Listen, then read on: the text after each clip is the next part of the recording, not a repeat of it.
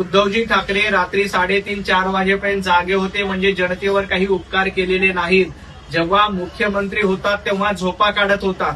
आता जेव्हा पक्ष संपत आला, पूर्ण महापालिकेत सत्ता जायची वेळ आली, तेव्हा रात्री 3:30 वाजेपर्यंत जागताय याचं काही फार कौतुक नाही. महाराष्ट्रातील जनता जेव्हा कोरोना काळामध्ये अस्वस्थ होती त्यावेळेला तुम्ही झोपा काढत होतात, घरामध्ये बसून फेसबुक लाईव्ह करत होतात. सर्वसामान्य मुंबईकर वाऱ्यावर असताना तुम्ही घरामध्ये बसवून कोमट पाणी प्या म्हणून फेसबुक लाईव्ह करण्यामध्ये धन्यता मानली. हे मी नाही, स्वतः शरद पवार साहेबांनी आपल्या पुस्तकामध्ये लिहिलेलं आहे.